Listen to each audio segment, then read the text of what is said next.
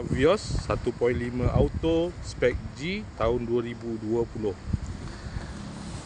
Kereta dah cantik, cat dah baru, condition semua okey lagi, tak ada masalah.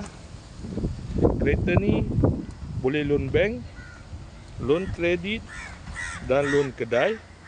Kalau nak beli cash pun boleh. Kalau berminat boleh datang kedai, tengok kereta, boleh test drive. Kereta ni accident free, boleh jalan jauh, tak ada masalah. Jom kita tengok bahagian dalam. Kereta ni ada waranti 1 tahun. Dalam masih cantik lagi, leather seat.